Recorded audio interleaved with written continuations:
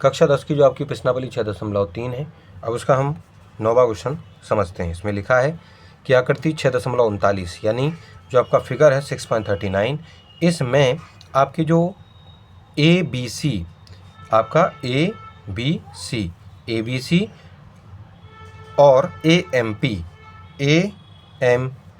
ये दोनों के दोनों आपके क्या हैं, दो आपके समकोण त्रिभुज हैं, यानी राइट एंगल ट्राइंगल हैं। यानी इन दोनों के दोनों त्रिभुजों को हमने यहाँ पर देखिए अलग अलग बना दिया। आपका पहला ABC था, हमने ABC बनाया, और आपका जो दूसरा था ABC के बाद AMP, तो हमने AMP बनाया। इस वाले चित्र में से ही हमने ये दो अलग अलग त्रिभुज आपके बना दिए। उसके बाद इसमें लिखा है कि जिसमें कोण B और M समकोण हैं, यानी B और M आपके राइट एंगल्स इसमें हैं दोनों के दोनों त्रिभुजों में। अब आपको सिद्ध करना है कि जो त्रिभुज ABC होगा, यानी ये वाला जो आपका त्रिभुज है ABC और जो आपका त्रिभुज है AMP, ये जो AMP है ये वाले त्रिभुज, ये दोनों के दोनों आपस में समरूप हैं यानी सिमिलर हैं, ऐसा आपको सिद्ध करना है। तो इसको सिद्ध करने के लिए हम क्या करेंगे, देखिए सबसे पहले तो इनमें हम देखेंगे दोनों त्रिभुजों में कि आपका जो B है, कोण B है, और इसमें जो कोण M है, ये दोनों 90-90 डिग्री हो गए।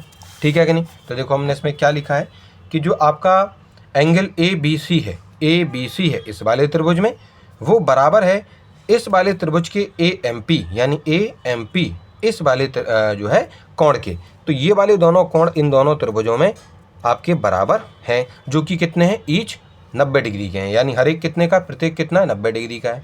और जो एंगल A है, एंगल A देखिए इसमें भी है, इस वाले त्रिभुज में भी है एंगल A, और इस वाले त्रिभुज में भी हमारा एंगल A है। तो दोनों ही त्रिभुजों में एंगल A और A है, यानी कि ये भी आपस में बराबर होंगे। यानी क्यों होंगे, क्योंकि ये उभयनिष्ठ है, यानी कॉमन है दोनों त्रिभुजों में।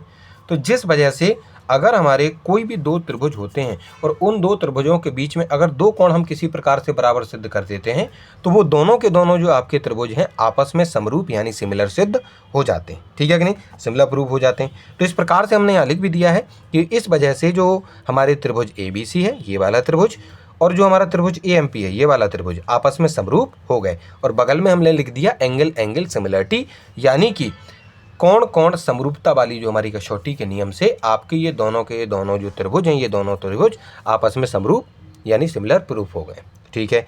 उसके बाद जो इसी का सेकंड पार्ट है, इसके सेकंड पार्ट में लिखा हुआ है कि CA और बटे में जो PA है, CA और बटे में PA है, वो आपको बराबर प्रूव करना है BC बटे में MP के। यानी CA और PA का जो आपका अनुपात होना चाहिए वो BC और MP के अनुपात के बराबर होना चाहिए। तो हमने क्या है, देखिए जब हमने इन दोनों त्रिभुजों को आपका सिमिलर यानी कि समरूप सिद्ध कर दिया है, तो आप ये पाएंगे कि जब कभी भी दो त्रिभुज या ट्राइंगल हमारे आपस में समरूप यानी सिमिलर होते हैं, तो उनकी जो संगत भुजाएं यानी करस्पॉन्डिंग साइड्स होती हैं, उनका अनुपात यानी रेशियो आपस में होता है बराबर। तो देखिए इसमें 90 डिग्री के सामने AC है, AC को आप AC लिख सकते हैं, CA भी लिख सकते हैं इधर से। ठीक है। और इधर 90 डिग्री के सामने PA या AP है, तो इनकी जो ये दोनों संगत भुजाएं इनकी हो जाएंगी इन दोनों त्रिभुजों में। तो ये दोनों त्रिभुजों की जो संगत भुजाएं हैं उनका अनुपात बराबर है आपके किसके, BC, और इधर है आपका MP। ये दोनों इसकी जो है भुजाएं आपस में संगत हैं यानी करस्पॉन्डिंग हैं। और ये दोनों त्रिभुज हम पहले ही यहाँ पर देखिए हम इनको सिद्ध कर चुके हैं, प्रूव्ड एबव, यानी हम इसको ऊपर सिद्ध कर चुके हैं। ऊपर हमने ये सिद्ध किया है अभी इतने समय कि ये दोनों त्रिभुज आपके, ये दोनों के दोनों त्रिभुज आपके क्या है, समरूप हैं। और जब ये दोनों समरूप हैं तो ये जो हमारी इनकी जो आपस में संगत भुजाएं होंगी, करस्पॉन्डिंग साइड्स का जो रेशियो होगा, अनुपात होगा, वो भी बराबर हो जाएगा। तो हमने यहाँ पर लिख दिया है। ठीक है कि नहीं। चलिए, तो इस प्रकार से आपके ये जो दूसरा वाला पार्ट है उसमें जो इन दोनों चीज़ों को बराबर करने के लिए, प्रूव करने के लिए बोला था, वो भी हमने यहाँ पर जो इस तरीके से लिख देंगे आप, तो ये आपका जो है आंसर आ जाएगा इसमें। ठीक है कि नहीं। आपको केवल इतना लिख देना है कि यही वाली चीज़ पहले आपको लिख देना है कि हमने इन दोनों त्रिभुजों को आपस में समरूप सिद्ध किया है यहाँ पर।